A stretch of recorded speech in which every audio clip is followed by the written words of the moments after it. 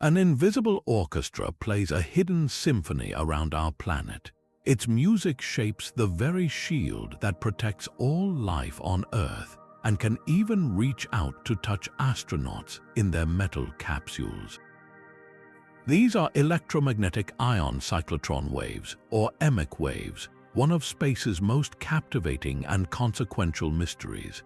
By the end of this journey, you will understand the 30 fundamental secrets of how these waves are born, how they behave, and how they silently influence everything from satellite signals to shimmering auroras. We will uncover why they sometimes vanish without a trace and how they might hold a key to predicting solar storms. What is the one cosmic force you believe shapes our world from the shadows? The first secret reveals a sound, a ghostly melody first heard not by human ears but by the sensitive instruments of early satellites. As these pioneering crafts ventured beyond our atmosphere, their sensors captured something unexpected, a strange, descending whistle in the sea of electromagnetic noise. Scientists listening to the translated data were hearing the literal voice of the magnetosphere, a chorus sung by charged particles. This was the discovery of electromagnetic ion cyclotron waves, the whistling chorus of space. Their sound comes from their very nature, waves of electric and magnetic energy that ripple through the thin, hot gas of charged particles, or plasma, that surrounds our planet. They are born from instability when a crowd of ions, like protons or helium nuclei, gets too energetic and unevenly distributed. This imbalance seeks release, and it finds it in the form of these precise, oscillating waves.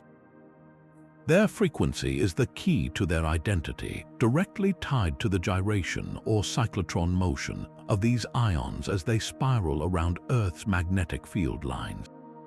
Picture a proton whirling around an invisible magnetic thread, a specific number of times per second. That spin rate is its personal cyclotron frequency, and EMIC waves sing at or near that note. Their entire existence is bound to the vast, teardrop-shaped magnetic bubble we call the magnetosphere, which is both their cradle and their concert hall. From abstract satellite readings to an audible, almost musical phenomenon, this first secret transforms our understanding of space from a silent vacuum into a realm filled with invisible, singing energy. That ghostly chorus does not begin its song in the quiet of deep space. Its true origin lies 93 million miles away in the chaotic heart of our own sun. The second secret exposes the cosmic engine that powers EMIC waves, a furnace of solar fury. When our star erupts, it can hurl billions of tons of superheated plasma and tangled magnetic fields directly toward our planet in events called coronal mass ejections. Even the constant stream of charged particles we call the solar wind can suddenly intensify, becoming a gale force blast. This is the opening act of a celestial drama.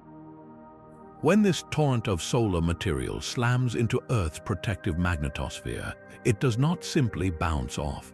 The impact compresses our magnetic shield on the day side and stretches it into a long tail on the night side, like taffy being pulled. This violent shaking acts like a cosmic pump, forcing vast swarms of charged particles, primarily protons, deep into the inner magnetosphere. They become trapped, forming a donut-shaped band of intense energy encircling our planet known as the ring current. Another reservoir, the plasma sheet, a thick layer of charged particles in the magnetotail, also gets energized and feeds this system. Now, here is where the instability ignites. These injected particles do not settle calmly. They become anisotropic, a scientific term meaning their properties depend on direction. Imagine a crowd of people all trying to run perpendicular to a narrow hallway. They have much more energy moving across the magnetic field lines than along them. This lopsided, tense distribution is inherently unstable. Nature abhors such imbalance. To relieve the pressure, the system must find a release valve. That valve is the birth of an electromagnetic ion cyclotron wave. The wave emerges as a coordinated ripple in the magnetic field, a natural oscillation that begins to scatter and redirect those runaway particles, slowly sapping their perpendicular energy and trying to restore a calmer, more even distribution. So, every whistling chorus you now know is echoing through the void began as a thunderclap on the surface of the sun, a chain reaction of cosmic forces that transforms solar rage into a magnetic melody. This reveals a profound connection, tying the subtle songs near Earth directly to the tempestuous heart of our star. That magnetic melody is not a solitary performance. The third secret uncovers its true purpose, a resonant dance between wave and particle that shapes the very energy of space. At the heart of every EMIC wave's influence is a precise, almost musical interaction with individual ions, primarily protons. This is the mechanism of resonance. To understand it, think of pushing a child on a swing. If you push randomly, your efforts are wasted. But if you time each push perfectly to match the swing's natural rhythm, you transfer energy efficiently, sending the child higher with minimal effort. This perfect timing is resonance. For a proton spiraling around a magnetic field line, its natural rhythm is its cyclotron frequency, the specific rate at which it gyrates. An EMIC wave singing at or very near that exact frequency becomes that perfectly timed push. When the protons spin and the wave's oscillations sync up, something remarkable happens. The wave's electric field grips the particle, not to stop it but to redirect it. This interaction scatters the proton, changing its pitch angle, which is the angle between its direction of motion and the magnetic field line. A proton moving nearly perpendicular to the field has high perpendicular energy and contributes to the instability. The resonant dance gently nudges it, altering its trajectory so it moves more parallel to the field line. In doing so, the proton surrenders some of that disruptive perpendicular energy directly to the wave, actually amplifying the EMIC wave slightly in a feedback loop, while the proton itself slows down. This scattering is the fundamental process by which these waves act as a cosmic thermostat. They don't destroy particles, they redistribute them, cooling down an overheated, unstable population by converting their wild, sideways motion into calmer, field-aligned movement, or by simply ejecting them from the region altogether. This continuous, invisible dance is a primary engine of space weather, slowly draining the energized ring current that builds up after a solar storm and helping to restore equilibrium to Earth's magnetosphere. It is a conversation in energy where every whistling note conducts the motion of a billion invisible dancers. This resonant dance reveals a deeper duality, a fourth secret that casts EMIC waves as both cosmic engine and cosmic brake. While they famously drain energy from hot protons, they can also act as a natural particle accelerator under the right conditions. When an EMIC wave interacts with a population of colder, heavier ions like oxygen or helium, the process can sometimes transfer energy into those particles, gently heating them up. It is a subtle form of cosmic cooking, but their more dramatic and critical role is as a decelerator, a braking system for some of the most dangerous particles in near-Earth space. This function targets the radiation belts, two donut-shaped zones of intense radiation that encircle our planet. Within the outer belt, solar storms can create swarms of ultra-relativistic electrons, particles moving at nearly the speed of light.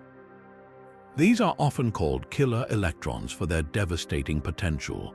They can penetrate deep into satellite electronics, causing permanent damage, garbling data, or even triggering catastrophic failures that turn multi-million-dollar assets into silent, drifting junk. This is where the braking power of EMIC waves becomes a silent guardian. While these waves primarily resonate with ions, their influence extends. As an EMIC wave propagates, it can modify the local magnetic environment in a way that disrupts the trajectory of even these high-speed electrons. The process is called pitch angle scattering. The wave essentially gives the electron a magnetic nudge, altering its angle of motion just enough to funnel it down a magnetic field line and into the upper atmosphere. There, the electron collides with an air molecule and is safely absorbed, its immense energy converted into a faint, extra splash of light in the aurora. It is a planetary disposal system. The significance of this cannot be overstated. Without this natural scattering process, the outer radiation belt would become a permanent, seething trap of lethal particles, making sustained satellite operations in medium Earth orbits nearly impossible. Missions like the Van Allen probes provided the smoking gun, directly observing the rapid disappearance of killer electron populations precisely when and where intense EMIC wave activity was recorded.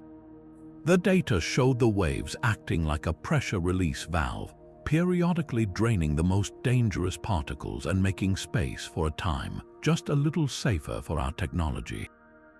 So, the same phenomenon that sings the magnetosphere's song also serves as a vital shield, an invisible force field that actively cleanses the orbital pathways we depend upon. But where does this cosmic chorus find its most powerful voice? The fifth secret lies in its favorite concert hall, a shimmering, invisible structure that hugs our planet. This is the plasmasphere, a vast, donut-shaped region of space beginning about 1,000 kilometers above us and extending outward for several Earth radii. It is not empty, it is filled with a dense, cold soup of plasma, mostly ionized hydrogen, that slowly rotates with Earth like a gargantuan, ethereal carousel. This co-rotation gives the inner magnetosphere a strange, slow-motion stability. Yet, the most intense EMIC waves are not born in its placid heart, but at its turbulent edge, a boundary known as the plasmapause. Imagine this glowing plasma donut not having a perfectly smooth surface, but a sharply defined outer wall where the dense, cold plasma of the plasmasphere abruptly meets the much hotter, thinner plasma of the outer magnetosphere. This boundary is a zone of dramatic transition, a cliff edge in space. Here, the density of particles can drop by a factor of 100 or more over a very short distance. It is this steep gradient, this sudden change, that creates a perfect breeding ground for instability.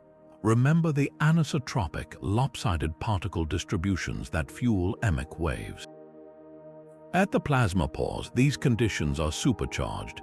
The sharp density contrast acts like a lens, focusing wave energy and providing the ideal conditions for that resonant dance between waves and ions to ignite with exceptional strength. Satellites passing through this region often record a sudden crescendo in the whistling chorus, a clear signature that they have crossed this invisible frontier. So, when you picture Earth's magnetic shield, do not see a simple bubble. See it layered with this luminous, slow-spinning torus of cold plasma acting as a resonant cavity. Its outer wall, the plasmapause, is where solar storm energy meets a structural fault line in our magnetosphere, and from that collision, the magnetic bottle whispers its loudest, most defining songs. The melody of the magnetosphere is not a single note but a layered harmony. The sixth secret exposes the chorus singing in different voices, each tied to a specific ion. EMIC waves come in distinct bands, like instruments in an orchestra, and the type of ion involved defines their entire character. The most common voice is the proton band. These waves resonate with the gyration of hydrogen ions, the lightest and most abundant particle in space. Singing at the highest frequencies of the EMIC family, their whistle is the treble clef of the magnetospheric symphony. But there are deeper, richer tones. When heavier ions are present, like singly charged helium, a new band emerges. Because helium nuclei are 4 times heavier than protons, they gyrate more slowly around magnetic field lines. Their natural cyclotron frequency is lower. Therefore, EMIC waves that resonate with them, the helium band waves, oscillate at a lower pitch. They form the baritone section of the chorus. Deeper still are the rarest and most profound notes, the oxygen band waves. Singly charged oxygen ions are 16 times heavier than protons. Their sluggish spin creates the lowest possible frequencies within the EMIC range, a resonant bass line that rumbles through the plasma. The presence of these heavy ions is not just a curiosity, it fundamentally changes the physics of the wave. Heavy ions like helium and oxygen act as a sort of magnetic dampener. They can suppress the growth of proton band waves by absorbing some of the wave energy themselves, or they can open up new channels for wave generation altogether. This means that by simply listening to the magnetosphere, by analyzing the precise frequencies and strengths of the EMIC waves we detect, scientists can perform a remote diagnosis. It is a form of cosmic spectroscopy. Detecting a strong helium band wave is a clear signal that a significant population of helium ions has been injected into that region of space, likely from the solar wind or the ionosphere. A burst of oxygen band waves tells a story of terrestrial material, ions from Earth's own upper atmosphere being swept up and energized by a solar storm. So these waves are more than just a symptom of instability, they are a precise tool. They turn the invisible magnetosphere into a readable canvas where each whistling frequency paints a detailed picture of the hidden ingredients swirling around our planet, revealing the elemental composition of space itself. This elemental chorus does not sing with equal strength in all directions. The seventh secret reveals a stark asymmetry in its performance, a fundamental bias between day and night. EMIC waves are overwhelmingly a phenomenon of sunlight, observed far more frequently and intensely on the day side of Earth's magnetosphere. Their activity peaks in a specific zone, a hotspot centered near local noon. The reason for this lopsided distribution lies in the relentless pressure of the solar wind. Picture Earth's magnetic field as a shield constantly being pummeled. On the day side, the incoming stream of charged particles compresses the magnetic field lines, squeezing them closer together. This compression does more than just reshape the bubble, it energizes the system.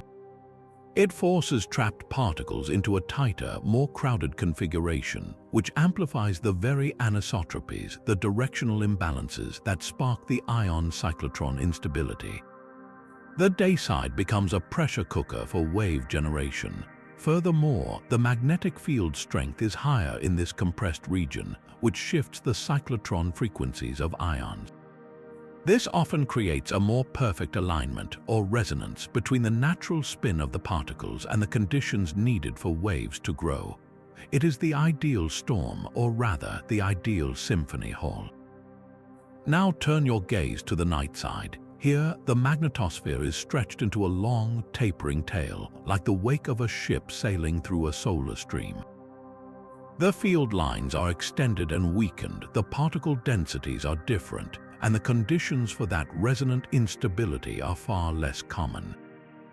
The night-side magnetosphere is not silent, but its songs are rarer, often triggered by different, more sporadic processes like magnetic reconnection in the distant tail. So if we could animate a globe from space showing EMIC wave activity as pulsing lights, we would see a brilliant, persistent glow on the sunward hemisphere, brightest around noon, fading to a faint, occasional flicker in the planetary shadow. This day-night divide is not a minor detail. It is a fundamental signature of how our planet interacts with the sun's fury. A reminder that the magnetosphere's most vibrant songs are born in the crucible of direct confrontation. But that brilliant dayside chorus holds a more mysterious, earthbound secret. The eighth secret asks a startling question: could a bolt of lightning from our own atmosphere be the conductor for a song in space? The idea seems improbable, a terrestrial spark reaching out to influence a phenomenon born of solar storms. Yet, evidence suggests a surprising and controversial link.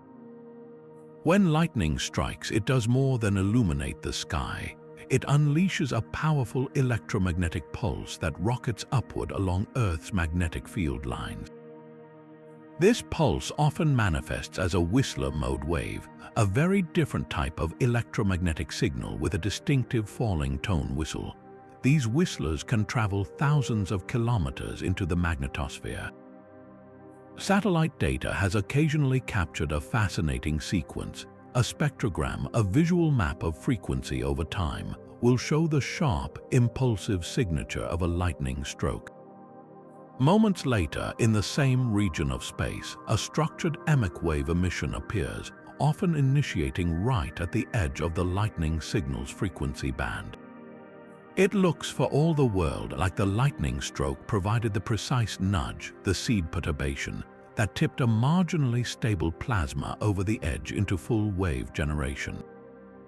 The lightning acts not as the power source, but as the trigger, the match that lights a pile of kindling already soaked in solar energy.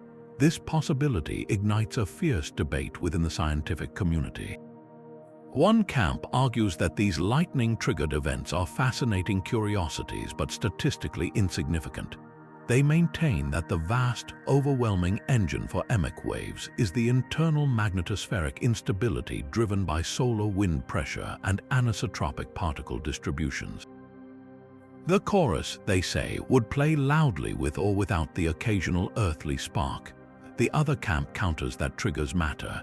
In regions already on the knife's edge of stability, a small external push from a lightning whistler could be the decisive factor that determines exactly when and where a wave packet erupts. This makes prediction far more complex, tying space weather not just to the sun, but to the planet's own stormy weather below. The spectrograms present a compelling visual mystery, a clear before and after snapshot that is hard to dismiss. So, is the magnetosphere symphony purely a solar composition, or does our own planet sometimes provide the opening note? This secret remains unresolved, a tantalizing thread connecting the fury of our thunderstorms to the hidden melodies of the void.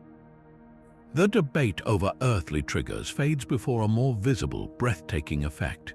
The ninth secret paints the sky with a subtle, hidden light, revealing EMIC waves as artists of a rare aurora. While the dazzling green and purple curtains we know are painted by electrons descending from the magnetosphere, there is another, more elusive display. This is the proton aurora, and its brush is the resonant scattering of the whistling chorus itself. When an EMIC wave interacts with a trapped, energetic proton in the ring current, that resonant dance does more than just calm the particle. It can scatter the proton's pitch angle so severely that it escapes its magnetic trap entirely, funneling it down a field line like a bead on a wire. This proton, now a precipitating particle, rockets into the upper atmosphere. There, it collides with atoms and molecules of oxygen and nitrogen, but the interaction is different. Unlike an electron, a proton can capture an electron from the atmospheric gas it strikes, becoming a neutral hydrogen atom in a brief, excited state. When this atom relaxes, it emits a very specific faint glow, often a deep red or a soft, diffuse blue-green, depending on altitude. The result is not the sharp, dynamic curtains of an electron aurora.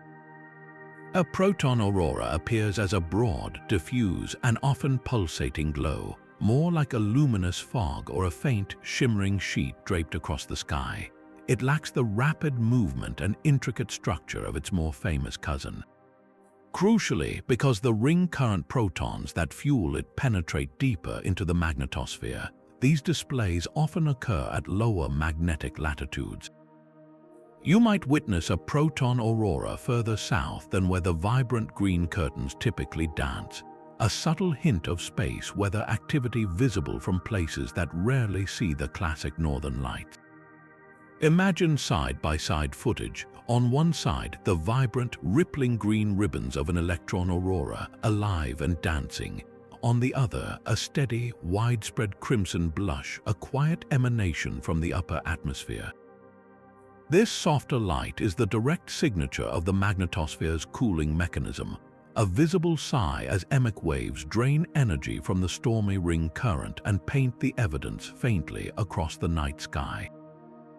That subtle glow in the sky is a visible whisper of the wave's power, but their influence may stretch far beyond our atmosphere. A tenth, more speculative secret asks if these magnetic melodies could form part of a grander shield, one that modulates the very cosmic rays raining down from the galaxy. Galactic cosmic rays are not rays at all, but atomic nuclei, mostly protons, accelerated to nearly the speed of light by distant supernovae and black holes. They constantly bombard our solar system, and their journey inward is a turbulent voyage through the Sun's magnetic domain, the heliosphere. Here, their paths are not straight lines but chaotic spirals, deflected and scattered by the tangled magnetic fields carried on the solar wind. This is where EMIC waves might add a new layer of complexity. The theory proposes that these waves, generated within our own magnetosphere or even in similar processes around other planets, could propagate outward into the solar wind. As they travel, their oscillating magnetic fields could provide additional, finely tuned scattering points for incoming cosmic rays. Imagine a high-energy proton from a distant star trying to navigate a maze. The walls of the maze are the large-scale solar magnetic fields, but now picture that some of those walls are humming, vibrating at a specific frequency. If that frequency matches the proton's gyration, the vibration can give it a significant nudge, altering its trajectory just enough to either funnel it toward a planet or, more likely, deflect it away. This concept ties into something called cosmic ray albedo, the idea that a planet's magnetic environment doesn't just block particles, but actively scatters them back into space like light bouncing off a mirror. Intense EMIC wave activity could, in theory, enhance this albedo effect for certain particles. The implications are profound but deeply uncertain. Could a period of intense solar storms and subsequent EMIC wave production slightly reduce the flux of cosmic rays reaching Earth's upper atmosphere? It's a tantalizing puzzle. While the primary defense against cosmic rays is the Sun's magnetic field and our planet's magnetosphere, this whispers of a secondary, dynamic layer of protection. A shield that doesn't just block, but actively sings to deflect the galaxy's most energetic particles, tuning the very background radiation of space itself. That cosmic shield may sometimes turn its power against our own creations. A more immediate secret reveals these waves as a spacecraft communication scrambler, an invisible hand that can garble the signals we depend upon. The mechanism is not a direct jamming of the radio waves themselves, but a subtle corruption of the medium they travel through. When intense EMIC waves ripple through the plasma of the upper atmosphere and inner magnetosphere, they do not leave it unchanged. Their energy can heat the plasma unevenly, or their electric fields can push and pull on the charged particles.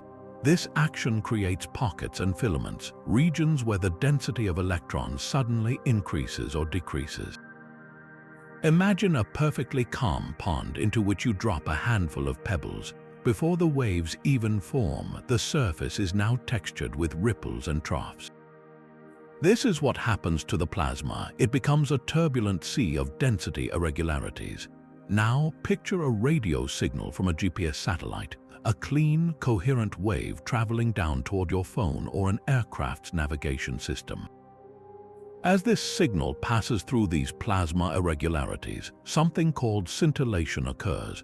The electron density variations act like countless tiny lenses and prisms, bending the radio wave's path, scattering its energy, and causing its phase to shift erratically. The result is a signal that flickers and fades, like a distant streetlight seen through heat haze on a summer road. For communication, this means dropped packets, static, and garbled data. For precision navigation systems like GPS, it is far worse. The timing of the signal is everything. Even a microsecond of delay or phase shift introduced by this turbulent plasma translates to a positioning error of hundreds of meters on the ground. Real-world examples are stark. During the severe geomagnetic storm of Halloween 2003, intense EMIC wave activity was recorded concurrently with widespread GPS disruptions across North America. Surveyors reported their equipment becoming useless, losing lock on satellites for minutes at a time. Aviation systems relying on satellite augmentation for precision approaches experienced errors that forced a fallback to older, less precise methods. These were not hardware failures on the spacecraft, but a temporary degradation of the environment they must signal through. It is a reminder of our profound vulnerability. We have built a global nervous system of satellites that operates within a natural medium, the plasma of near-Earth space, which is constantly being stirred and sculpted by forces like the whistling chorus. The same waves that paint the proton aurora and drain the radiation belts can, without malice, introduce errors that ripple through our navigation, our communications, and our understanding of the world below. The same waves that scramble our signals also carry a hidden message about the health of space itself. Secret 12 reveals EMIC waves as a powerful diagnostic tool, a natural probe that lets scientists listen to the magnetosphere's own heartbeat. By carefully analyzing the precise properties of these whistling signals, researchers can perform a remote diagnosis of invisible conditions across vast distances of space, turning the waves into a form of celestial sonar. The key lies in the details of the wave itself. Its exact frequency is a direct fingerprint of the local magnetic field strength and the type of ion it resonates with. A higher frequency whistle indicates a stronger magnetic field or the presence of lighter protons, while a deeper rumble points to a weaker field or heavier ions like helium. The wave's polarization, the direction in which its electric field rotates, tells a story about the density of the surrounding plasma. Even the direction in which the wave propagates along a magnetic field line reveals the energy flow and the sources of instability. By listening to this chorus, scientists can remotely map plasma densities they cannot directly sample, measure magnetic field variations, and even determine the elemental mix of ions in a region, all from a single satellite's sensors. This technique is not theoretical. Missions like the time history of events and macroscale interactions during substorms or Themis constellation have perfected this art. With multiple satellites spaced apart, they can triangulate the waves, tracking their origin and evolution through the magnetosphere in real time. During a solar storm, the data stream becomes a live medical chart. A sudden shift in EMIC wave frequencies can indicate a compression of the magnetic field as a solar wind shock arrives. A burst of helium band waves signals an injection of solar material. It is a continuous, natural broadcast of the system's internal state. This diagnostic power transforms our understanding from snapshots to a dynamic movie. We are no longer just observing space weather. We are learning to interpret the magnetosphere's own language, using its most vibrant songs to diagnose the invisible storms raging around our planet. The magnetosphere's song can sometimes be heard not just by satellites, but by sensitive ears on the ground. Secret 13 unveils a visual phenomenon so elegant it seems crafted by an artist, the mysterious pearl pulsations. On the scrolling screens of ground-based magnetometers, instruments that measure Earth's magnetic field, these events appear not as chaotic noise, but as a perfect, repeating pattern. A series of smooth, rounded wave packets, each looking like a luminous bead, strung together on a continuous line of data. They scroll from right to left, one pearl after another, with a rhythmic regularity that feels almost artificial. This is the ground signature of an electromagnetic ion cyclotron wave echoing down from space. The process is a masterpiece of magnetic conduction. The EMIC wave, generated in the inner magnetosphere, does not stay confined to the plasma. It is coupled to the magnetic field lines themselves. As the wave oscillates, it creates a tiny, rhythmic wobble in the entire magnetic field line, like plucking a gigantic, invisible guitar string that stretches from the equatorial plane all the way down to the Earth's surface. This ultra-low frequency vibration, categorized as a PC1 wave, travels along the field line at nearly the speed of light. When it reaches the ground, it induces a faint, alternating electric current in the crust, which the magnetometer detects. The beautiful pearl structure emerges from a quirk of propagation. The wave packet does not travel all at once. It bounces back and forth between hemispheres trapped along the magnetic field line. Each bounce introduces a slight delay and filtering, carving the continuous wave into those distinct pulsating pearls. Watching an animation of this data is mesmerizing. You see a clean, horizontal baseline suddenly give way to this graceful, undulating necklace of energy, each pearl identical in shape, pulsing with a period of several seconds, marching across the screen in silent, perfect order. It is a direct, real-time transcription of a space-born chorus, rendered into a form we can see and study from the safety of our planet, a hidden rhythm of the sky made visible. Earth's magnetosphere is not the only concert hall in the solar system. The 14th secret pulls back the cosmic curtain to reveal a universal symphony where EMIC waves sing their chorus around other worlds.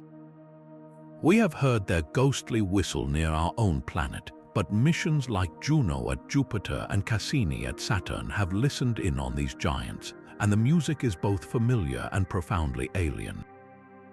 Jupiter, a behemoth with a magnetic field 20,000 times stronger than Earth's, possesses a magnetosphere so vast it could contain the Sun.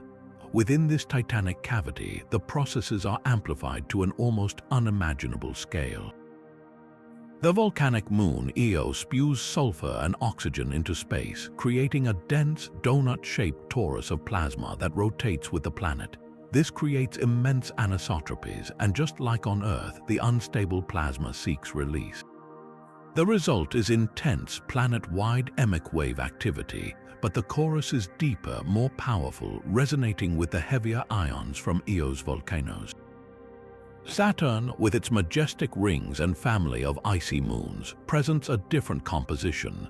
Cassini's instruments detected clear EMIC waves within Saturn's magnetosphere, often linked to interactions with its moon Enceladus, which erupts geysers of water vapor that become ionized and trapped. The waves here act as the same cosmic thermostat, but they are sculpted by a ring system that constantly absorbs particles and a rotation so fast it flings plasma outward. The comparison is illuminating. On Earth, the solar wind is the primary driver, compressing our modest magnetic shield. At Jupiter and Saturn, their rapid rotation is the dominant engine, a centrifugal force that slingshots plasma outward, creating its own intense ring currents and instabilities, with the solar wind playing a secondary role.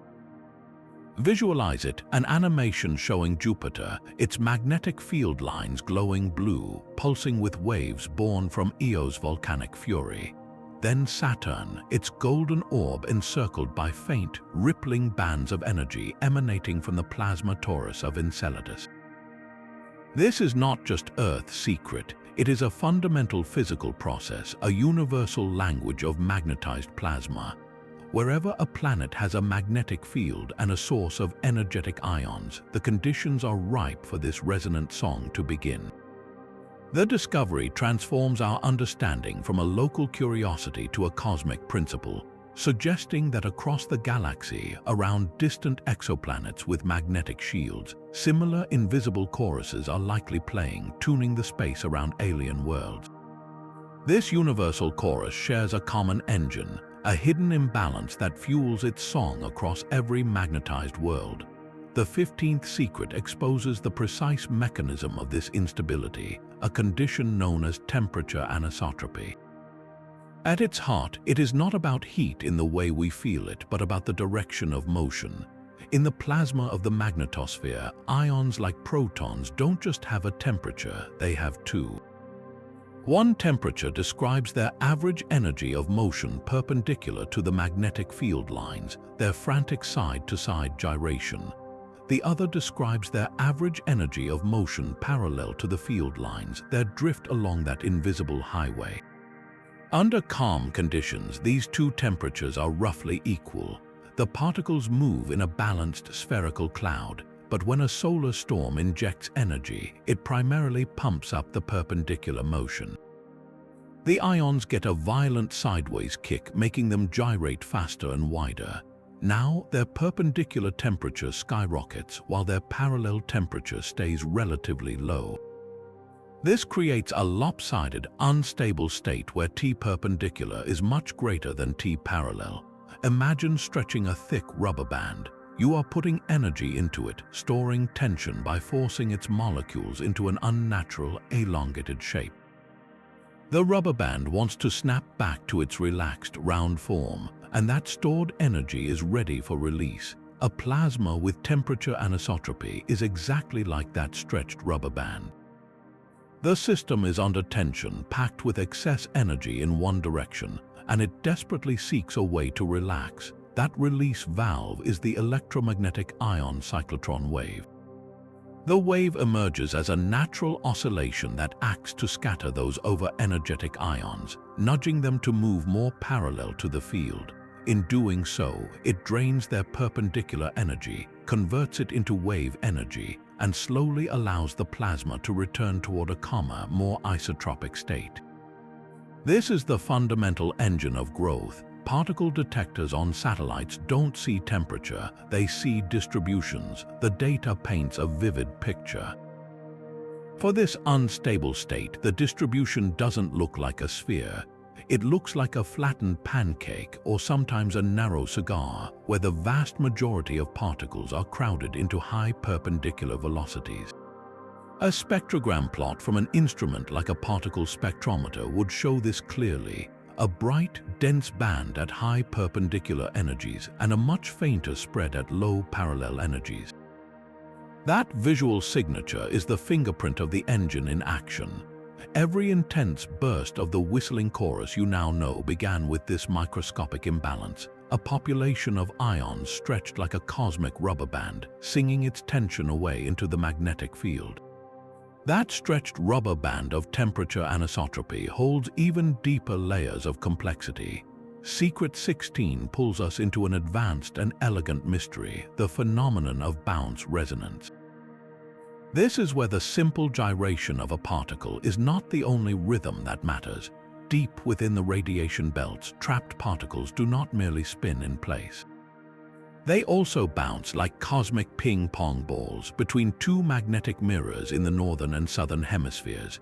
As a proton or electron travels along a curved magnetic field line, it encounters stronger magnetic fields near Earth.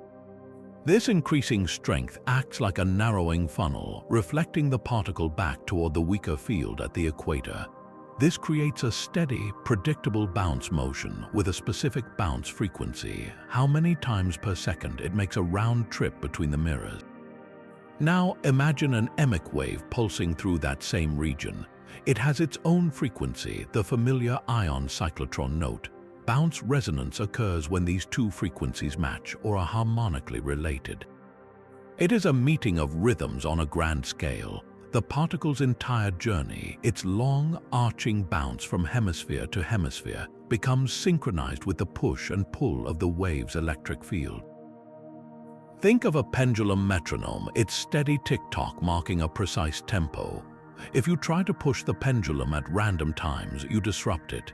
But if you give it a tiny, perfectly timed nudge at the exact peak of each swing, in rhythm with its natural frequency, you can make it swing wildly higher with minimal effort.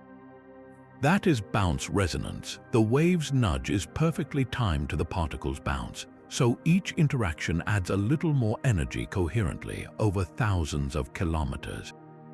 For certain particles, this can lead to dramatically more efficient acceleration, heating them to extreme energies. For others, particularly electrons, it can enhance scattering, making their loss from the radiation belts far more rapid and complete. This is not a minor effect, it is a powerful amplifier. It means that predicting how a population of particles will behave during a storm is not just about local conditions, but about matching these vast, oscillating journeys with the waves that fill the space. A satellite instrument might see only a steady wave and a sea of particles, but hidden within that data is this intricate dance where timing is everything, and a match in frequency can unlock a surge of power or open a trapdoor to the atmosphere below. But even the most elegant dance can have missteps. A 17th secret presents a stubborn paradox that has scientists re-examining their theories, the case of the missing energy. Satellite data reveals a puzzling mismatch. During certain geomagnetic storms, we observe intense EMIC wave activity, yet the predicted rapid disappearance of killer electrons from the radiation belts does not always follow. Theory says the powerful chorus should be an efficient break, but the observations sometimes show a much weaker scattering effect. Where does the energy go? It is as if we can hear the engine roaring, but the car isn't moving as fast as the sound suggests. This missing energy paradox is a live detective story in space physics with several compelling suspects. The primary culprit may be heavy ions themselves. While we know helium and oxygen can change the wave's song, they might also act as a powerful dampener. As an EMIC wave propagates through a region rich with these heavier ions, its energy can be absorbed or damped before it has a chance to effectively scatter many electrons. The wave sings, but its voice is muffled by the very medium it travels through, reducing its impact. Another suspect involves nonlinear effects. Our clean theories often assume waves and particles interact in simple, linear ways. But in the real, chaotic plasma of a storm, these interactions can become messy and nonlinear. The wave might saturate, or its structure might become turbulent and less efficient at resonating with electrons over a sustained period. Perhaps the most practical explanation is one of geometry and scale. EMIC waves might not be the vast, uniform fields we sometimes imagine. They could be confined to narrow, filamentary channels or small, intense pockets in space. A satellite might fly directly through one of these powerful pockets, recording a strong signal, but the majority of the radiation belt electrons are simply not in the right place at the right time to feel the wave's effect. They miss the concert entirely. Solving this paradox is crucial. It means our ability to forecast radiation belt hazards for satellites. To know when the killer electrons will truly be cleared out depends on cracking this case. Every new satellite mission, like the Van Allen probes before them, brings back more clues, refining the models. This is science in its most exciting form, not a settled list of facts, but a living puzzle where each answer reveals a deeper, more complex question about the hidden forces tuning our magnetic shield. The mystery of the missing energy pushes scientists to ask a more direct question. What if we could create these waves ourselves? Secret 18 explores the audacious human attempt to become conductors of the magnetospheric chorus, generating man-made EMIC waves. This is not science fiction, but a reality in specialized plasma laboratories and under the open sky of Alaska. Inside vacuum chambers, researchers can recreate a sliver of space. They fill these chambers with a thin gas, ionize it with powerful radio waves to create a plasma, and then immerse it in a strong, controlled magnetic field. Using precise antennas, they inject electromagnetic energy at carefully chosen frequencies. The goal is to spark that same temperature anisotropy instability on a tabletop scale, to watch an EMIC wave grow from a whisper into a measurable signal, all under the watchful eyes of diagnostic probes.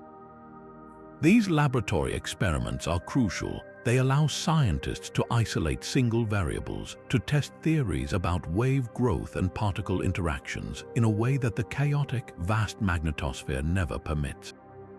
But the ambition reaches higher, literally into the ionosphere. This is where facilities like the High-Frequency Active Auroral Research Program, or HAARP, come in. Nestled in Alaska, its array of powerful radio transmitters acts as the world's most sophisticated ionospheric heater. By beaming intense high-frequency radio waves upward, HAARP can temporarily excite a small patch of the ionosphere, the layer of Earth's upper atmosphere that is naturally ionized by solar radiation. This excitation can, under the right conditions, create localized instabilities and generate very low frequency waves, including signals in the EMIC range. It is like using a focused spotlight to gently strum a single, enormous magnetic field line that stretches into space. The purpose is profound. By creating a known, controlled wave, scientists can study exactly how it propagates, how it interacts with background particles, and how its energy is absorbed or scattered. They are learning the grammar of the magnetosphere's language by speaking a few simple words of their own. The ultimate dream behind these experiments is not just observation, but potential intervention. Could we one day use such a system as a form of active space weather mitigation? Imagine detecting an incoming solar storm cloud of killer electrons. Before they can fully populate and intensify the radiation belts, a ground-based array like HARP could, in theory, be used to generate precise EMIC waves in the right region of space. These artificial waves could then act as a preemptive brake, scattering and draining those dangerous particles before they ever become a threat to our satellite fleet. It is a vision of turning a natural shield into an active defense system, learning to sing back to the magnetosphere in its own voice to gently guide its energy toward safer ends. The rhythm of this cosmic chorus is not random. Secret 19 uncovers a hidden metronome, a grand clockwork that pulses through decades and seasons, governing the ebb and flow of EMIC wave activity. This invisible music follows two profound cycles, one tied to our planet's annual dance around the sun, and another to the sun's own 11-year heartbeat. First, consider the seasons. Data from decades of satellite observations reveals a clear, repeating pattern. EMIC waves sing most frequently not during the deep cold of winter or the height of summer, but around the equinoxes in March and September. Why would space care about our calendar? The answer lies in geometry, not temperature. During an equinox, Earth's rotational axis is tilted neither toward nor away from the sun. This unique alignment means the planet's magnetic poles are perfectly perpendicular to the flow of the solar wind. This geometry allows for a much more efficient transfer of energy from the solar wind into the magnetosphere, a process scientists call the Russell-McFerrin effect. Think of it like sailing. If you hold your sail at just the right angle to the wind, you capture its power most effectively. At the equinoxes, Earth's magnetic sail is angled for optimal coupling.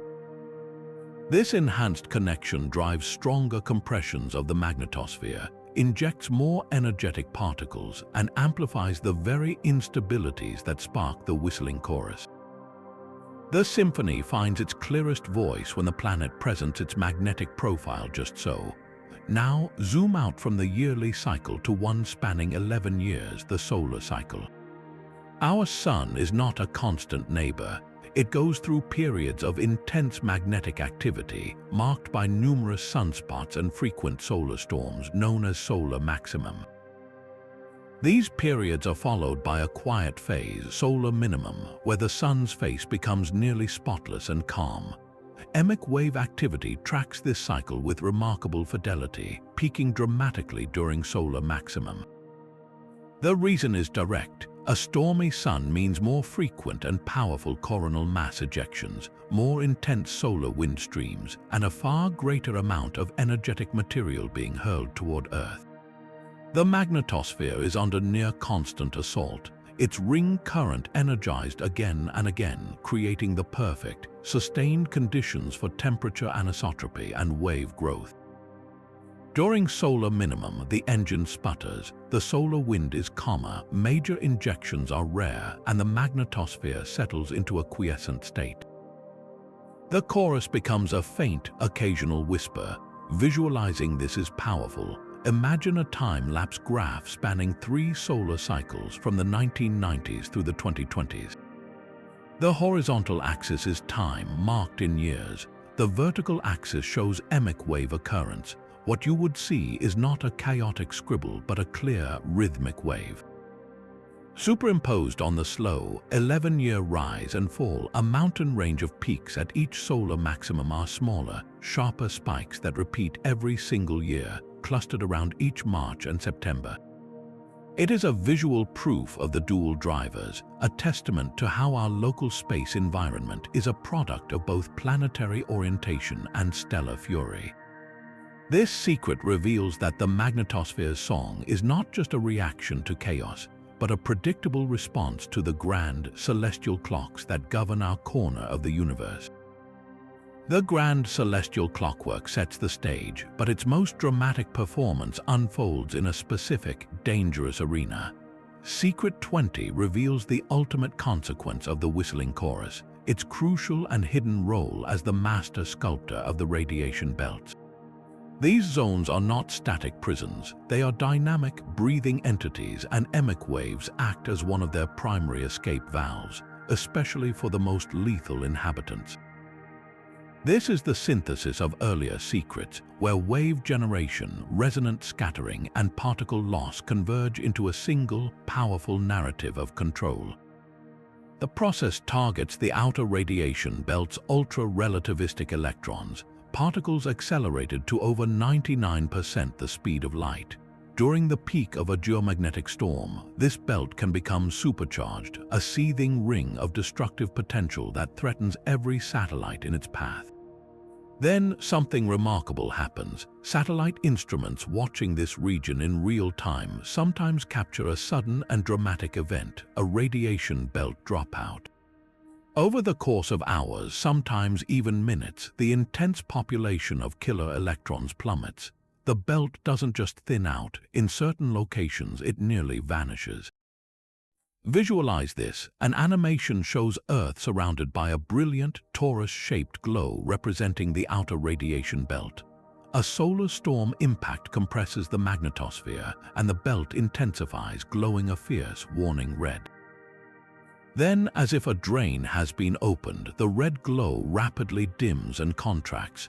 Patches of the belt go dark, the energetic electrons simply disappearing from view.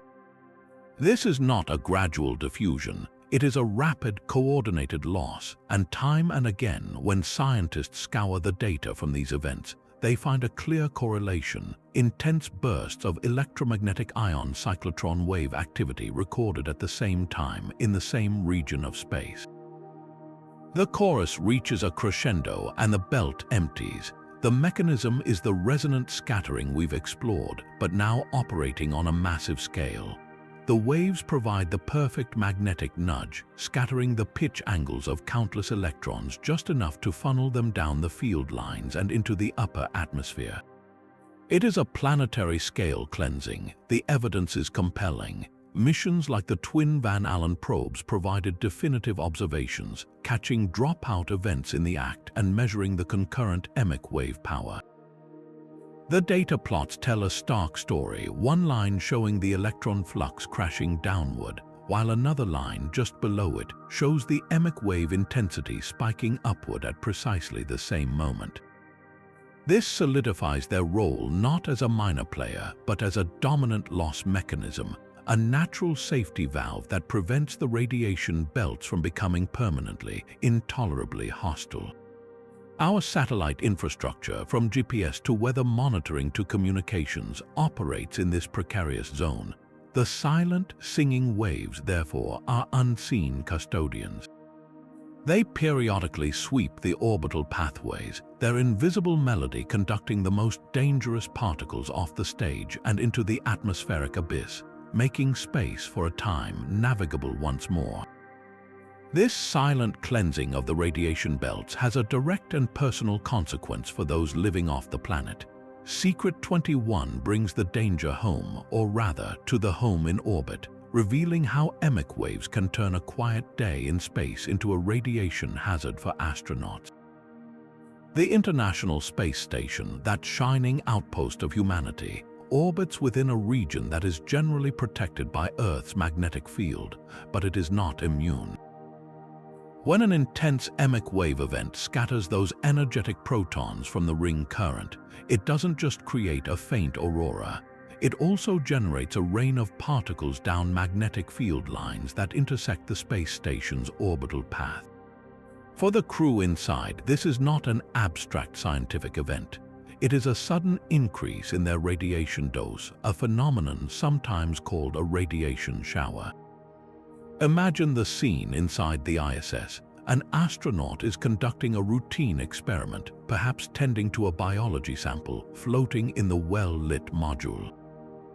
Alerts from ground control monitoring space weather data, might advise the crew to move to more shielded areas of the station, like the service modules with thicker walls.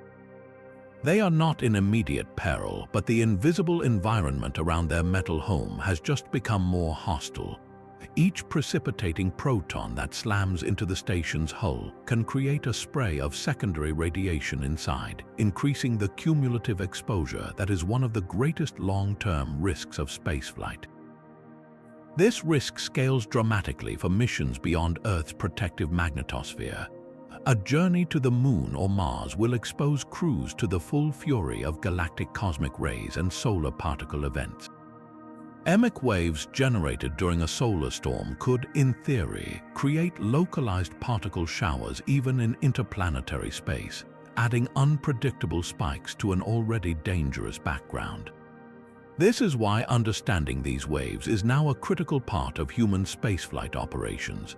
Space weather forecasters don't just watch the sun, they incorporate models of magnetospheric dynamics, including EMIC wave generation and propagation. Their goal is to predict not just when a storm will hit, but when and where these subsequent particle precipitation events will occur, giving crews on the ISS or future lunar gateway astronauts precious hours of warning to take shelter. The whistling chorus, therefore, is more than a magnetic curiosity. It is a variable in the life support equation for human beings in space, an invisible force that can quietly elevate the danger in an already deadly environment, making its study a direct matter of astronaut safety. Those invisible showers of particles create a faint but detectable ripple in the sky's electrical properties. Secret 22 reveals how we can catch the chorus in the act using a network of ground-based radars, painting its presence across continental maps. This is the domain of systems like the Super Dual Aural Radar Network, or Super DARN, a global array of high-frequency radars that constantly scan the ionosphere. Their primary job is to track large-scale plasma motion like a weather radar for space winds, but they can also capture the ghostly fingerprint of an EMIC wave. The process begins when the wave, propagating along a magnetic field line, reaches the dense plasma of the ionosphere.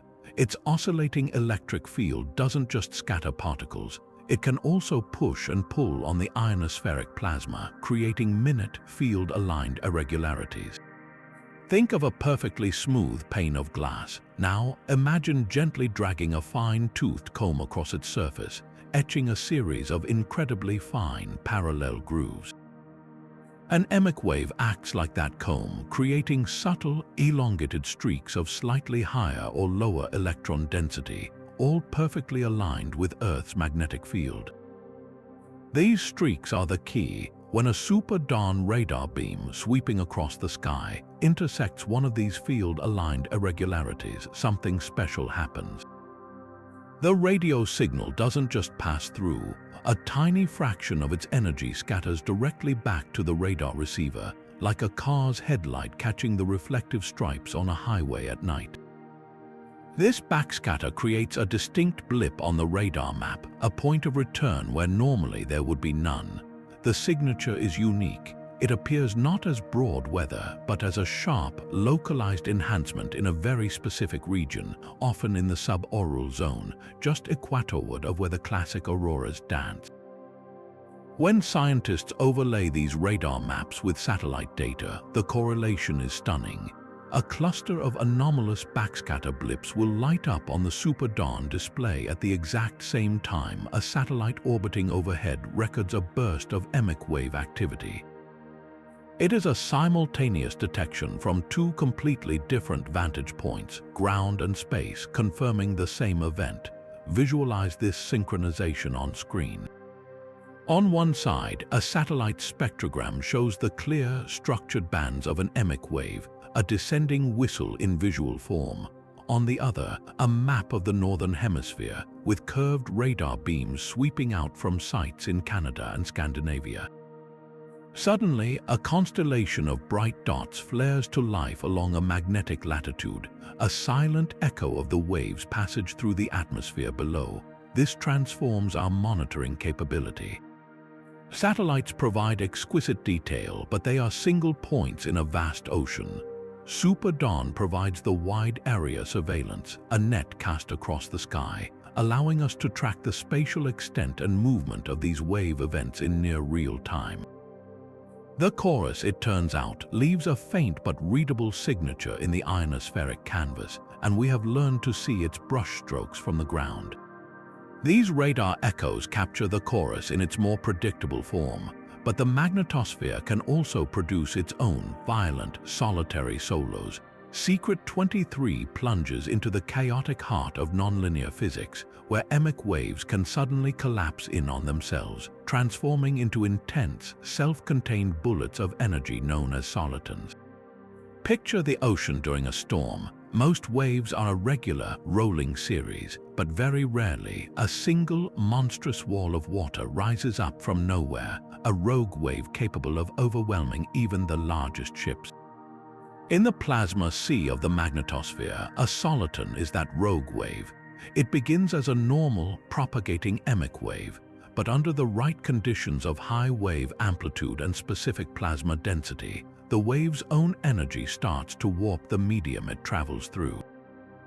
This creates a feedback loop, a kind of magnetic self-focusing. The wave packet doesn't spread out as it should. Instead, it pinches itself tighter and tighter, concentrating its electric and magnetic fields into a tiny, blisteringly intense region. This is the collapse. Computer simulations of this process are mesmerizing. They start with a broad, diffuse patch of wave energy, represented as a soft, colored cloud on the screen. As the simulation runs, the cloud doesn't drift apart, it violently contracts. Tendrils of energy snap inward, coalescing into a few brilliant, pinprick points of light against the dark background of space. These bright spots are the solitons, isolated and powerful. Their concentrated electric fields are far stronger than those of ordinary EMIC waves, and this makes them extraordinarily potent particle accelerators. A charged particle passing through a soliton doesn't get a gentle, resonant nudge. It can receive a sudden, violent kick, like being struck by a focused bolt of electromagnetic lightning. This can catapult electrons or ions to much higher energies in a fraction of a second, a process far more efficient than the gradual resonant heating we discussed earlier. The existence of these nonlinear structures solves part of the missing energy paradox, suggesting that wave energy isn't always lost or damped. Sometimes it is simply transformed, bottled up into these intense, fleeting packets that can have dramatic, localized effects. The magnetosphere's song, therefore, has more than one volume. It can be a widespread chorus, or it can become a piercing, focused scream, a soliton that etches its signature onto particles with sudden, extraordinary force. These fleeting, powerful solitons emerge from a hidden map of the magnetosphere, a map written not in magnetic strength but in the silent density of cold plasma. Secret 24 exposes this invisible architecture, the cold plasma density trap that dictates where the chorus can and cannot sing.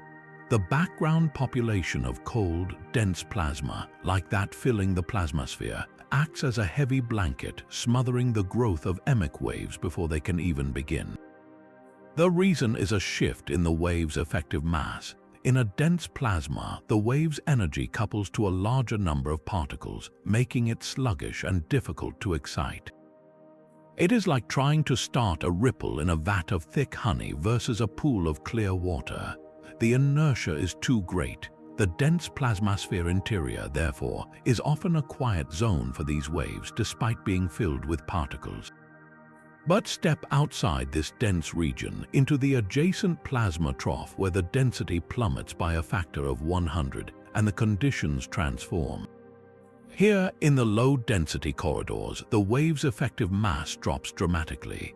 The plasma becomes that clear, responsive pool. Any existing temperature anisotropy in the hot ions can now translate much more efficiently into a growing electromagnetic ripple. The instability finds its voice. This creates a very specific trap, or rather, a waveguide. EMIC waves are not generated just anywhere there are hot ions. They are funneled into these narrow zones where the cold plasma density is just right, typically at the sharp gradient of the plasmapause or within the low-density troughs that snake through the inner magnetosphere. A three-dimensional visualization makes this stunningly clear. Picture Earth at the center, surrounded by the soft blue glow of the dense plasmasphere. Radiating outward from it are magnetic field lines arching into space.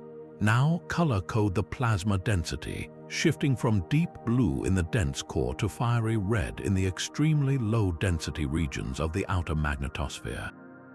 The EMIC wave hotspots do not appear in the solid blue or the vast red. They ignite as brilliant, pulsating white dots and filaments precisely along the boundary where blue meets the darker void, and within specific, red-tinged channels that cut through the inner region. It is a celestial circuitry where density defines the conductive paths. A satellite passing through this environment would record a sudden, dramatic drop in cold plasma density, and within that trough, its instruments would likely capture the sudden crescendo of the whistling chorus. This secret reveals that to predict where these waves will emerge, we must first listen to the silence, mapping the hidden valleys of nothingness in the plasma sea, for it is in those voids that the magnetosphere's music finds its clearest voice. This delicate architecture of cold plasma and magnetic song may be actively reshaping the very atmosphere it springs from. A 25th secret suggests these waves act as a powerful catalyst, a hidden engine that can launch particles from our own sky into the depths of space. This process is ionospheric outflow, and EMIC waves might be turning it into a self-reinforcing cycle. High above the polar regions, our upper atmosphere is not a static shell. Under the sun's constant radiation, atoms of oxygen and nitrogen are stripped of electrons, becoming ions. These ions, like singly charged oxygen, are typically held close to Earth by gravity and collisions. But when an intense EMIC wave propagates down a magnetic field line and into this ionospheric layer, its energy can be deposited directly into these heavy ions. The wave's electric field can resonantly heat them, much like it scatters protons in the magnetosphere, giving them a sudden, violent boost in energy. This extra kick can be enough to overcome the weak gravitational pull at that altitude and reduce the drag of collisions. Once an oxygen ion gets that push, it begins a one-way journey. It starts to spiral upward along the magnetic field line, moving from the dense collisional ionosphere into the much thinner plasma of the magnetosphere. Visualize this escape. An animation would show Earth's polar cap with magnetic field lines arching upward like the ribs of a giant umbrella. At the base of these lines, in the glowing green and red of the auroral zone, tiny points of light oxygen ions begin to stir. As a ripple of EMIC wave energy, depicted as a shimmering blue pulse, travels down the field line, it washes over these ions. Instantly, they glow brighter, their spiraling paths tightening and accelerating. They break free from the tangled lower atmosphere and begin a slow, corkscrewing ascent, climbing the magnetic highway into the blackness of space, joining the great plasma population of the magnetosphere. The implications of this feedback loop are profound. Every major geomagnetic storm, with its associated EMIC wave chorus, could be pumping thousands of tons of terrestrial oxygen into near-Earth space, permanently altering the magnetosphere's composition. Over geological time, this process could contribute to the slow, steady loss of a planet's atmosphere. This gives us a new lens for understanding other worlds. A planet like Mars with a weak magnetic field cannot generate strong EMIC waves, and its ionospheric outflow may have been less efficient, a factor in its atmospheric thinning. In contrast, a giant like Jupiter, with its immense magnetic field and intense wave activity, likely experiences a torrential outflow of material from its volcanic moon Io, feeding its massive magnetosphere. So the whistling chorus does more than sculpt radiation belts and paint auroras. It may be a key player in the slow, breath-like exchange between a planet and the space that surrounds it, a subtle force in the billion-year story of atmospheric evolution. This atmospheric escape is not a silent process. We can now listen to its every note with a precision once thought impossible. The 26th secret lies in a revolution of perspective, the multi-satellite conjunction goldmine. For decades, a single spacecraft was like a lone microphone dropped into a stormy ocean, capturing the sound of waves but unable to tell their size, shape, or direction of travel. The breakthrough came with missions designed to fly in tight formation, turning isolated observations into a coordinated scientific orchestra. The cluster mission, with its 4 identical spacecraft, was a pioneer. Flying in a tetrahedron formation, its quartet could distinguish between a wave simply passing by in time and one moving through space, allowing scientists to finally see the 3-dimensional structure of EMIC wave packets. They could triangulate their source and watch them evolve, but the true masters of this art are the magnetospheric multiscale, or MMS, satellites and the twin Van Allen probes. MMS, with its 4 craft flying sometimes just kilometers apart, achieves a resolution so fine it can peer into the very heart of the particle wave dance. It can measure the electric and magnetic fields of an EMIC wave simultaneously from 4 points, letting researchers calculate the pointing vector, a precise measure of the wave's energy flow. This tells them not just that a wave is present, but exactly where its power is coming from and where it is going, quantifying the energy transfer between particles and fields in a way never before possible. The Van Allen probes, orbiting within the radiation belts themselves, used their dual perspective to solve long-standing puzzles. By having 2 satellites separated in space, they could observe if a wave event was localized or widespread. They provided the definitive evidence that EMIC waves were the direct cause of rapid radiation belt dropouts, catching the before and after from 2 vantage points along the same magnetic highway.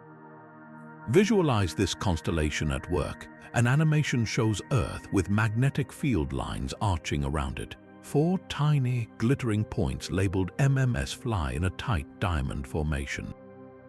As they pass through a region of space, their instrument trails light up with data. One satellite detects the wave first, then another, then the next. Lines connect their readings, building up a real-time, 3-dimensional mesh that reveals the wave not as an abstract signal, but as a physical object, a rippling sheet of energy with a clear orientation and direction of motion. Another graphic shows the twin Van Allen probes, one slightly ahead of the other on a similar orbit.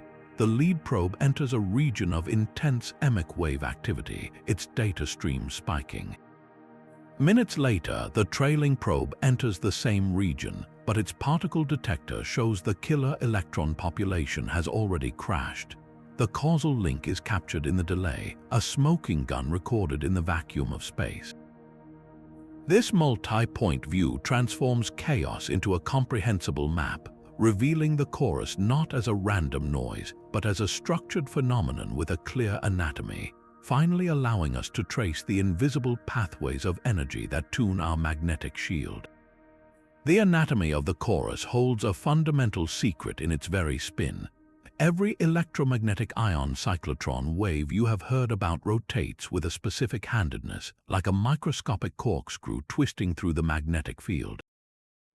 This is polarization, and for EMIC waves, the rule is nearly absolute. They are almost exclusively left-hand polarized when observed from the perspective of the plasma itself. To understand what this means, make a thumbs-up gesture with your left hand. Point your thumb in the direction of Earth's magnetic field, say northward. Now curl your fingers. The direction your fingers curl, from the palm toward the fingertips, shows the rotation of the wave's electric field vector. It spins in the same direction as a positively charged ion, like a proton, naturally gyrates around that magnetic field line. The wave's rotation and the particle's motion are in sync, a perfect match that enables the resonant energy transfer we have discussed. It is this synchronized spin that allows the wave to grip the ion and conduct its elegant dance. Now try the same with your right hand. point the thumb in the same magnetic field direction and curl your fingers. The rotation is opposite. A wave with this right-hand polarization would be trying to push the ion against its natural gyration, like trying to make a spinning top reverse direction by brushing against it the wrong way. In the frequency range where EMIC waves operate, the plasma simply does not support this backward spin. The mathematics of wave propagation in a magnetized plasma show that right-hand polarized waves at these frequencies are evanescent, meaning they cannot propagate. They die out almost instantly. Imagine trying to whistle a note that the shape of your mouth physically cannot produce. The magnetosphere for EMIC waves is shaped for left-hand notes only. Visualize an animation to lock this in. A simple proton is shown, a glowing sphere spiraling clockwise around a blue magnetic field line. Then, superimposed upon it, a rotating red arrow representing the EMIC wave's electric field appears. It spins perfectly in time with the proton's gyration, a synchronized duet. The caption reads, "Left-hand polarization match," then the scene shifts. The proton spirals the same way, but now a green arrow tries to spin in the opposite direction. It stutters, flickers, and dissolves into nothingness. The caption reads, "Right-hand polarization, no support." This inherent left-handedness is not a minor detail. It is the core reason these waves can so efficiently resonate with ions. It is the reason the chorus has a consistent voice. Without this specific spin, the entire conversation between wave and particle would fall silent, and the magnetosphere would lose one of its primary tools for managing energy and maintaining equilibrium. That inherent left-handed spin gives the chorus a predictable voice, but knowing when it will sing is a different challenge entirely. Secret 28 confronts the practical reality that forecasting these waves in real time remains one of the thorniest problems in space weather science. The difficulty lies in their complex recipe. To predict an EMIC wave, you need to know not just one ingredient, but a precise and volatile mix. You must account for the solar wind's speed and pressure, the density of the cold plasma in the magnetosphere, the exact temperature anisotropy of the hot ion populations, and even the presence of heavy ions that can dampen the signal. It is a multi-variable equation where every factor is constantly shifting, a storm within a storm. Traditional physics-based models which try to simulate every step of this chain from the sun to the magnetosphere are incredibly powerful but computationally heavy. They can give us a broad picture of space weather conditions, but pinpointing the exact time and location of a wave burst is like trying to predict the formation of a single, specific thundercloud inside a hurricane. The models often miss the fine details, the local triggers, and the rapid onsets. This forecasting gap has real consequences. A satellite operator cannot simply move a multi-million-dollar asset based on a broad warning. They need to know if their specific orbital path will intersect a wave-induced radiation shower or a region of intense particle scattering. The old methods, while brilliant, were hitting a wall, so scientists are turning to a new kind of tool, one that does not try to solve the physics from first principles, but instead learns from the past. This is the frontier of machine learning and artificial intelligence. The approach is data-driven. Researchers feed decades of satellite observations, a colossal archive of solar wind measurements, magnetic field readings, particle counts, and confirmed EMIC wave detections into sophisticated neural networks. The AI's task is not to understand plasma physics, but to find correlations, to spot the hidden patterns in petabytes of numbers that the human eye could never see. It looks for the subtle precursors, the specific combination of a rising solar wind density, a particular tilt in the interplanetary magnetic field, and a dip in plasmaspheric density that, 85% of the time, led to a wave event 6 hours later. Imagine training this system. On one screen, you see a scrolling timeline of data from a past geomagnetic storm, a chaotic mess of squiggling lines representing solar wind parameters. On another, a simple bar shows periods of EMIC wave activity recorded by a satellite. To a human, the connection is invisible, but the AI, after processing thousands of such storms, begins to output a new third line, a probability curve. It starts to rise 30 minutes before the first actual wave detection, a silent prediction based on a pattern it alone recognizes. This is not replacing physics, it is augmenting it. The goal is a hybrid forecasting system. The physics model provides the global framework, the big picture of the storm. The AI, trained on that model's outputs and real historical data, then makes localized, high-resolution predictions, flagging specific magnetic longitudes and latitudes where waves are likely to erupt in the coming hours. It is the difference between predicting a storm front will hit a state and predicting which neighborhoods will experience downed power lines. For satellite operators and future lunar explorers, this shift could be transformative, turning space weather from an unpredictable hazard into a manageable risk, all by teaching a machine to listen for the hidden prelude to the magnetosphere's song. That forecasting challenge pushes our perspective to an even grander timescale. Our planet's climate is not a static stage for space weather, but a dynamic, breathing system. A 29th, deeply speculative secret asks if human activity, through the slow engine of climate change, could be subtly tuning the magnetosphere's chorus over centuries. The connection is not direct, but it weaves through the delicate chain of atmospheric escape. Here is the theory. Human-induced warming, driven by greenhouse gases, does not stop at the surface. Its effects ripple upward, gradually cooling and contracting the upper layers of our atmosphere, the stratosphere and mesosphere. This cooling and contraction could have a cascading effect on the ionosphere above it, the layer where solar radiation creates the plasma that feeds the magnetosphere. A cooler, denser lower atmosphere might change the composition and density of the ions that eventually escape. More carbon dioxide and methane in the lower atmosphere could also lead to increased water vapor in the upper layers, which breaks apart to form more hydrogen and oxygen ions. This shift in the ionospheric ingredient list, the very fuel for outflow, could alter the type and amount of material that EMIC waves help launch into space. Over decades, this could slowly change the background plasma composition of the inner magnetosphere. If the magnetosphere becomes richer in certain heavy ions, like oxygen from increased atmospheric dissociation, the growth and propagation of EMIC waves could be dampened or their favored frequencies shifted. It is a whisper of a connection, a hypothesis that our actions on the ground might, over generations, influence the conditions for wave generation in space by tweaking the planet's atmospheric breath.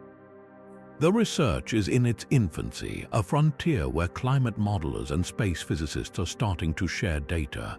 Picture a graph not spanning hours but 100 years. On one axis, the rising curve of atmospheric carbon dioxide concentrations. On another, a much noisier but potentially trending line representing changes in ionospheric density or composition, derived from decades of radio-sounding data. Somewhere, a supercomputer runs a coupled model, simulating how a warmer troposphere cools the thermosphere, alters chemical cycles, and modifies the particle flux available for the magnetosphere's engines. The implications are profound, not for next week's satellite outage, but for the very long-term habitability of our orbital environment. It suggests that the shield around our world is not isolated, but part of a fully coupled system, where the air we breathe and the gases we emit may eventually write their signature into the magnetic songs that protect us. The final secret does not circle back to Earth, but casts its gaze toward the crimson horizon of Mars. Our neighboring world presents a profound cosmic contrast, a natural laboratory for testing everything we think we know. Mars lacks a global, dynamo-generated magnetic shield like Earth's. Its ancient field died billions of years ago, leaving the planet exposed to the full scouring force of the solar wind. Yet the story is not one of complete magnetic silence. Embedded in its southern hemisphere are powerful, fossilized magnets, remnants of its past locked in the crust. These localized magnetic fields create a bizarre patchwork architecture, a series of miniature, umbrella-shaped magnetospheres sprouting from the surface. This is where the mystery deepens. If EMIC waves are a universal song of magnetized plasma, could they be singing here in these isolated, fractured bubbles? The quest to listen has been taken up by orbiters like MAVEN, the Mars Atmosphere and Volatile Evolution mission. Its sensitive instruments sweep through these cusp-like regions, searching for the familiar descending whistle in the electromagnetic noise. The data is tantalizing but ambiguous. Scientists have reported observations of wave activity with characteristics that closely resemble electromagnetic ion cyclotron waves, particularly in regions where these crustal fields interact violently with the unimpeded solar wind. The conditions seem ripe for instability, with solar plasma piling up against these magnetic anomalies, potentially creating the anisotropic ion distributions that spark the chorus. But confirmation is difficult. The plasma environment at Mars is profoundly different, dominated not by a trapped ring current but by the continuous flow of solar wind around and into the planet.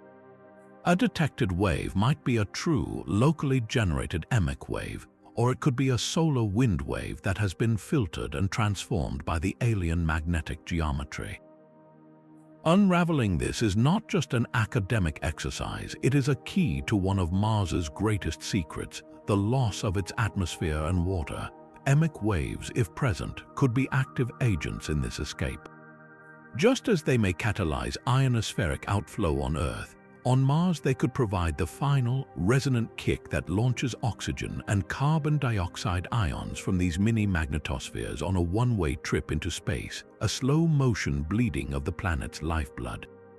Finding them would complete a universal picture, proving that this fundamental process tunes any magnetized environment, no matter how broken or small. It would also offer a cruel irony that the same magnetic melodies that help preserve Earth's protective bubble might on Mars be a subtle part of the mechanism that stripped its world away. The search continues, a whisper in the solar wind at another world, holding the potential to echo the 30th and final secret, that the chorus is indeed everywhere, a fundamental note in the music of plasma that fills our solar system and perhaps the galaxy beyond. From the ghostly whispers near Mars to the silent shield around Earth, these 30 secrets reveal a single, profound truth.